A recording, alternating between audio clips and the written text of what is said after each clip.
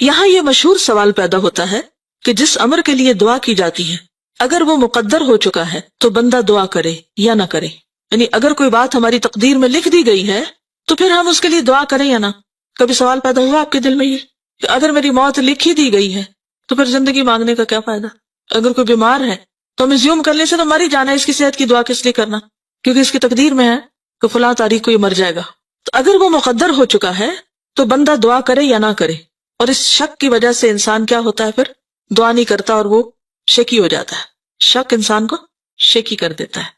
اس کا وقوع میں آنا لابدی اور ضروری ہے. لابد عربی میں کہتے ہیں لازم. اور اگر وہ مقدر نہیں ہے تو بندہ سوال کرے یا نہ کرے وقوع میں نہیں آئے گا. یعنی اگر کچھ ہونا ہے تو ہو جائے گا، نہیں ہونا تو نہیں ہوگا.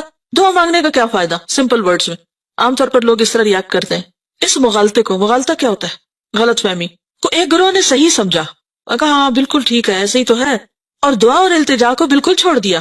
اس بنا پر یہ گروہ اس امر کا قائل ہو گیا کہ سوال، دعا، التجا سے کوئی فائدہ حاصل نہیں ہو سکتا، کوئی فائدہ نہیں دعا کرنے کا، وہی ہوگا جو ہونا ہے. کچھ لوگ اس عقیدے کے قائل ہو گئے.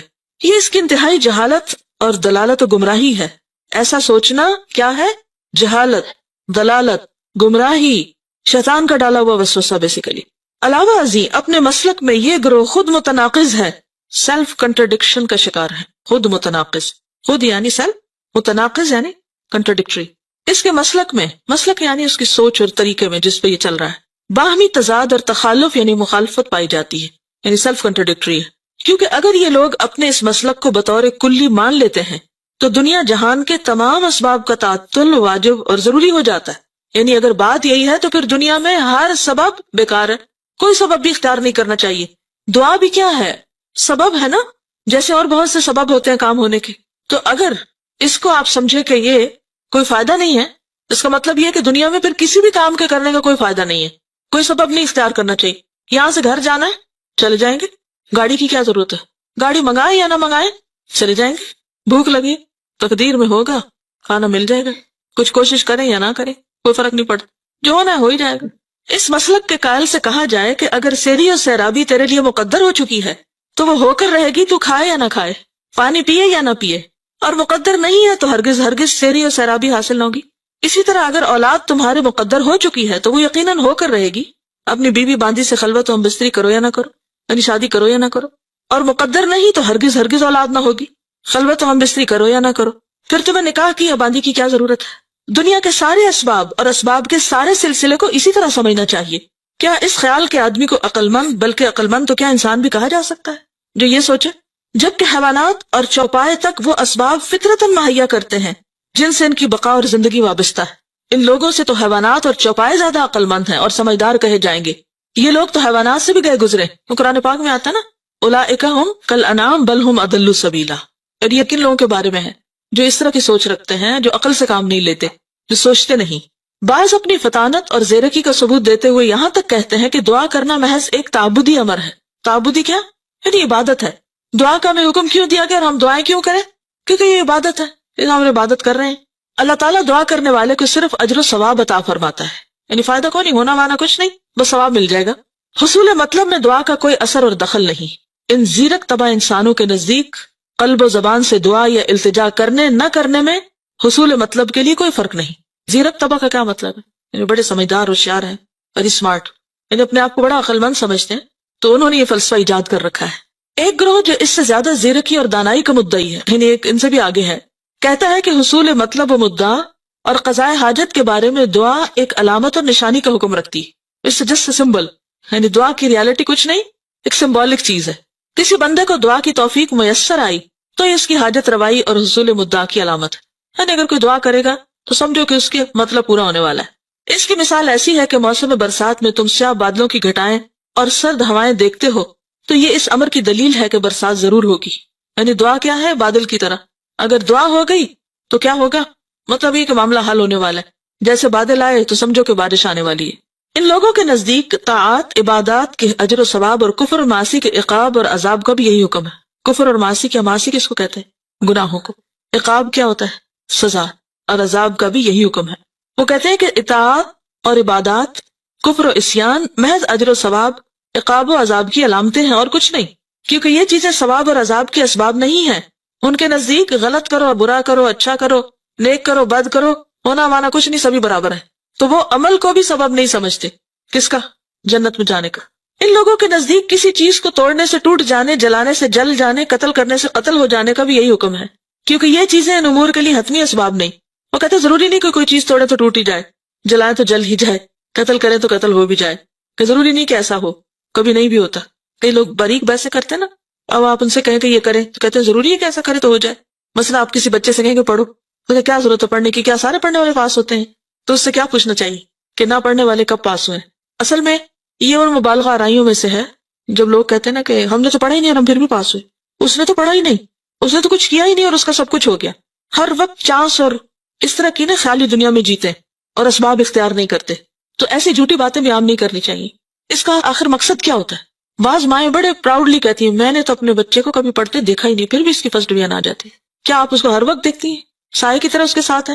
آپ کو کیا پتا کہ اسکول میں پڑھ لیتا ہوگا یا خود کسی وقت پڑھتا ہوگا، یا یہ کیسے ہو سکتا ہے کہ ایک شخص کچھ بھی نہ پڑھے اور پھر بھی وہ بہت اچھی طرح کامیاب ہو؟ اس طرح کی باتیں پھیلانا بھی ایک جرم ہے. کیوں؟ اس سے دوسروں کو کیا ملتا ہے؟ کون سا سبق؟ کچھ نہ کرو، کوئی فائدہ نہیں کچھ کرنے کا. اور ہماری قوم میں خاص طور پر یہ بات بہت عام ہے. محنت کا درس دینے والے بہت کم ہیں، اور خیالی دنیا میں رہنے والے، خیالی پلاؤ پکانے والے بہت ہیں. خوش فہمیوں میں جینے والے، کچھ کرو نہ کرو ہو ہی جائے گا، جنت بھی ایسے ہی مل جائے گی، اور دنیا میں بھی کچھ محنت کی ضرورت نہیں. تو دنیا میں کیا واضح فرق نہیں ہے پھر ہم نے اور ترقی یافتہ قوموں؟ وہ بائی چانس تو نہیں ترقی کر گئے، انہوں نے سخت محنت کی ہے، محنت کر کے اپنی دنیا بنائی، اور ہم صرف خیالوں میں جیتے ہیں کہ ہو ہی جائے گا. اور امتحان دینے میں بھی ہمارا طریقہ کار کیا ہوتا ہے؟ کیا کرتے ہیں؟ چانس پہ. ہر چیز چانس پہ ہے ہماری. لیکن کچھ لوگ تو بڑے عقل مند ہوتے ہیں، وہ ہر چیز چانس پہ نہیں رکھتے، مگر ایسے لوگ کم ہیں. کیونکہ یہ چیزیں ان امور کے لیے حتمی اسباب نہیں، کیونکہ ان چیزوں میں اور ان امور میں کوئی ترتیب و تعلق نہیں، محض ایک عادتی ربط و تعلق ہے.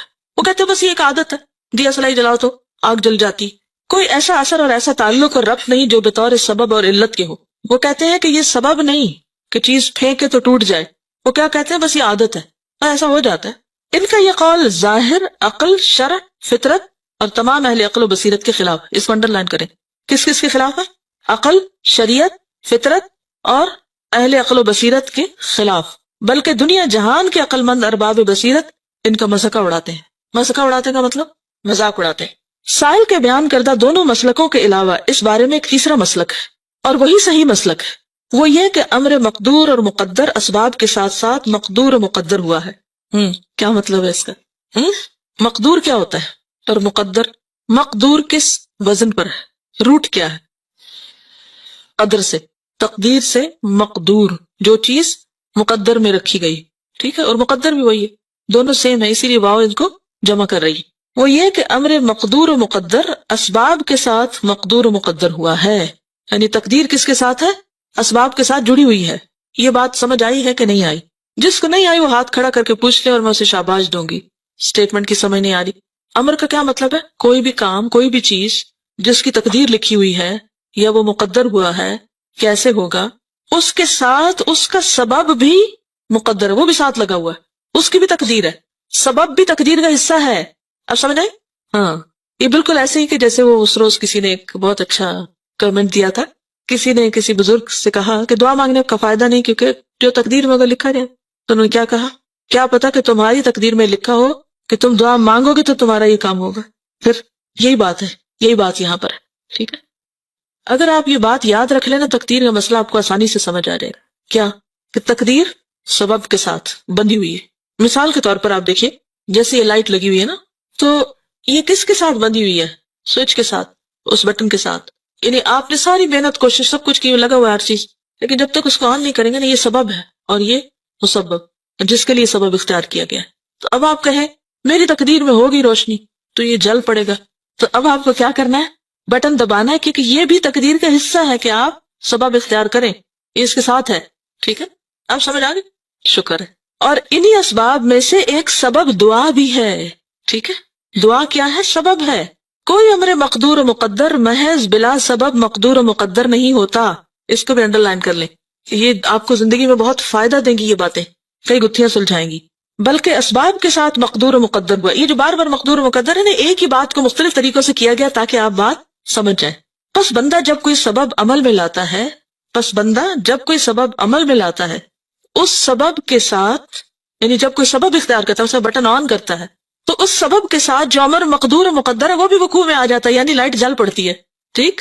اور سبب عمل میں نہیں لاتا تو اس سبب کے ساتھ جو امر مقدور و مقدر ہے وہ بھی وقوع میں نہیں آتا، ٹھیک ہے.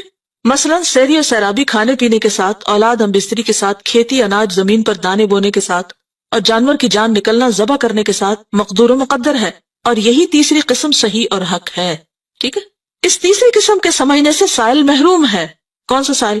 وہ جس نے سوال کیا تھا، اسے اس کے سمجھنے کی توفیق ہی میسر نہیں ہوئی. اس تیسری قسم کے لحاظ سے دعا و التجا ایک قوی ترین اور زبردست سبب ہے. اسی لیے حضرت عمر کہا کرتے تھے، یا اللہ اگر تو نے ہمیں بدبخت لکھا ہے تو تو ہی ہمیں خوش بخت لکھ دے. تو دعا کرتے تھے وہ. اور دعا جو ہے وہ کس کو بدل دیتی ہے؟ یعنی یہ سبب ہے تو اس کی وجہ سے جو مسبب ہے اس میں بھی تبدیلی آ جاتی ہے. یمحو اللہ ما یشاء ویثبت، اللہ جس چیز کو چاہتا ہے مٹاتا ہے، جس کو چاہتا ہے برقرار رکھتا ہے. اس کے لیے کیا مشکل ہے کہ وہ کسی چیز کو لازم ہی کرے؟ یعنی ایسا ہی ہونا چاہیے، اللہ یہ کہ اس کی مشیت اس کا تقاضا کرتی ہو. کیا مطلب ہے اس کا؟ یعنی اس کا جو کریشن پلان ہے اس میں ویسا ہونا زیادہ بہتر، یعنی اس کی مصلحت اس بات کا تقاضا کرتی ہے. اور یہاں سے اللہ تعالیٰ کی اتھارٹی بھی پتہ چلتی ہے، ٹھیک ہے. تو بعض اوقات سبب اختیار کرتے ہیں لیکن اس کے باوجود الٹیمیٹ اتھارٹی اللہ ہی کے پاس ہے کہ وہ وہاں سے اس کو آگے ہونے دے یا نہ ہونے دے. کیونکہ اگر وہاں چیک اینڈ بیلنس نہ ہو اور ہر چیز ہمارے ہلانے سے ہل جائے تو پھر کیا ہو؟ اگر ہم کہ یا اللہ بارش ہو اور جو باہر لوگ ہیں کہ یا اللہ بارش بالکل نہ ہو، نظام درہم برہم ہو جائے سارا. تو اس لیے وہاں چیک اینڈ بیلنس ہونا بہت ضروری ہے کہ یہاں سے جو دعا اٹھی ہے، سبب آیا ہے، کیا اس کو نافذ ہونے دیا جائے اور وہ چیز ہو جائے جو یہ چاہ رہا ہے. اور اگر یہ ہو گئی اور ان کے سروں پہ آ گری تو پھر بنے گا کیا؟ تو یہ جو اللہ نے اتھارٹی اپنے ہاتھ میں رکھی یہ بھی اس کی رحمت ہے. عام طور پہ لوگ تقدیر کو نعوذ باللہ اللہ کا ظلم قرار دیتے ہیں کہ اللہ نے تو ہمارے ہاتھ باندھ دیا، ہم تو کچھ کر ہی نہیں سکتے. تو یہ اللہ کی طرف سے ظلم نہیں ہے بلکہ کیا ہے؟ اس کی رحمت ہے کہ اللہ اپنے بندوں پر ہمیشہ مہربان ہے. جب کوئی ہماری دعا سن لی جاتی ہے تو بھی اس کی مہربانی ہے، اور اگر نہیں سنی جاتی تو بھی اس کی مہربانی. کس طرح کہ یہ بندہ ابھی 4 دن اور مانگے نا ذرا، کیونکہ اگر ابھی اس کو یہ چیز مل گئی جو یہ مانگ رہا ہے تو کیا ہوگا؟ یہ مجھے بھول جائے گا. اور جو کچھ پھر بندہ مانگتا رہتا ہے تو کیا خیال ہے کہ وہ ضائع ہوتا چلا جاتا ہے، وہ جمع ہوتا رہتا ہے. ہم یہاں پریشان ہیں کہ سنی نہیں جا رہی، اور وہاں اتنا کچھ جمع ہو رہا ہے کہ قیامت کے دن جب انسان اس حصے کو دیکھے گا اعمال نامے کے جو دعاؤں کے اجر پر مشتمل ہوگا تو تمنا کرے گا کاش دنیا میں میری ایک دعا بھی قبول نہ ہوتی اور یہ سب مجھے آج ملتا. تو اس لیے مانگنے کی توفیق مانگے، کبھی بھی مانگ کے مایوس نہ ہو. اگر کوئی چیز نہیں مل رہی، نہیں آ رہی، اس میں بھی خیر ہے، اس میں بھی بھلائی ہے. ان مع العسر یسرا. بعض اوقات ہم روتے ہیں، پریشان ہوتے ہیں، لیکن معلوم نہیں ہماری دعاؤں کی وجہ سے کتنے ہی ہمارے گناہ جڑ جائے. ہماری جب دعائیں بہت قبول ہونے لگتے تو ہم آپ کو بڑی چیز سمجھنے لگتے ہیں. بعض اوقات غرور تکبر میں مبتلا ہو جاتے، بعض اوقات عبادت چھوڑ دیتے، کرنے کا کام چھوڑ کے بیٹھ جاتے. اللہ کو پتا ہے نا کہ اگر ہماری ساری دعائیں مان لیں گی تو ہم تو نقصان اٹھائیں گے. مثلا اگر بچے کی آپ ہر بات مانتے چلے جائیں تو کیا ہوتا ہے؟ ہماری عقل سمجھ تو اللہ کے مقابلے میں بچے سے بھی گئی گزری ہے. ماں اور بچے میں کتنا فرق ہوتا ہے، چند سالوں کا نا، کبھی 18-20 سال کا ہوتا ہے، کبھی تھوڑا بہت زیادہ یا کم. تو ماں اپنے آپ کو بڑی چیز سمجھتی کہ بچہ تو بالکل بے عقل ہے، اس کو تو کچھ خبر نہیں، تو اس کی ہر بات نہیں ماننی چاہیے. بعضوں کا جانور بھی ہوتی ہے تو ہم صرف اس لیے نہیں مانتے کیونکہ بچے نے کہی ہے، تو یہ بچہ ہے اس لیے نہیں اس کی مانی جائے گی. تو کتنی بھی پیار کرنے والی ماں ہو، بچے کی ہر بات کبھی نہیں مانتی اور نہیں ماننی چاہیے کیونکہ اس کی بعض باتوں میں اسی کے لیے نقصان ہے. مثلا اگر بچہ صبح اٹھے اور کہے میں نہیں اسکول جاتا تو ماں کہو میں گلے سے لگاؤں تمہیں. مجھے یاد ہے میں جب چھوٹی ہوتی تھی تو میں رو دھو کے روز اسکول جاتی، میں جانے ہی نہیں چاہتی تھی، رو رو کے برا حال کر لیتی تھی. اور کیا سمجھتی تھی میں بہت ہی مظلوم ہوں اور میرے ماں باپ بہت ظالم ہیں. لیکن اب میں بعض اوقات کہاں اٹھتی ہوں کہ اگر میرے ماں باپ ذرا بھی ڈھیلے پڑتے تو میں کہاں خوار ہوتی، لیکن اس وقت ہمیں سمجھ نہیں آتی. اسی طرح استاد بعض اوقات سختی کرتے ہیں اور ہم ان کو بہت ظالم سمجھتے ہیں، حالانکہ وہ سختی ہمارے حق میں اچھی ہوتی ہے. تو بہرحال میرے نزدیک جو چیز اچھی ہے میں اس پہ رو دھو کے دعا مانگ رہا ہوں. اب تو دے تو تیری رحمت، اب تو نہ دے تو میں پھر بھی ناراض نہیں، کیونکہ اس میں بھی میری ہی بھلائی ہے جو تو مجھے نہیں دے رہا. کیونکہ اگر مجھے مل جائے وہ جو میں مانگ رہا ہوں تو ہو سکتا ہے وہی میرے لیے ہلاکت کا باعث ہو جائے، تو یہ بھی اس کی رحمت ہے. بس اگر کسی امر مقدور کا وقوع دعا کے ساتھ مقدر ہے تو پھر یہ کہنا کسی بھی طرح صحیح نہیں کہ دعا سے کوئی فائدہ نہیں، جس طرح یہ کہنا صحیح نہیں کہ کھانے پینے اور دیگر حرکات اور اعمال سے کوئی فائدہ نہیں ہو سکتا. یقیناً حصول مطلب کے لیے دعا اور التجا سے زیادہ کوئی چیز مؤثر، مفید اور نفع بخش نہیں، اور اس سے بڑھ کر کوئی دوسرا سبب نہیں. کس سے بڑھ کر کوئی دوسرا سبب نہیں؟ دعا سے. اسی لیے آپ کوشش کے ساتھ دعا بھی لازمی کریں، ٹھیک ہے؟ یعنی دونوں چیزیں ساتھ ساتھ چلیں گی، یعنی ظاہری اسباب بھی اور دعا والا سبب بھی. مثلا ایک کام کو کرنے کے لیے، مثلا گھر میں داخل ہونا ہے آپ نے، تو آپ کیا کرتے؟ اپنی لاک کھولتے، اندر داخل ہوتے، داخل ہو گئے، ساتھ کون اور داخل ہو گیا؟ شیطان بھی داخل ہو گیا. اب وہ آ کے فتنے پھیلا رہا ہے، لڑائی جھگڑے کرا رہا ہے اور غلط کام ہو رہے ہیں گھر میں. اب آپ کیا کرتے ہیں کہ آپ دروازہ بھی کھول رہے ہیں اور اس کے ساتھ ساتھ دعا بھی پڑھ رہے ہیں.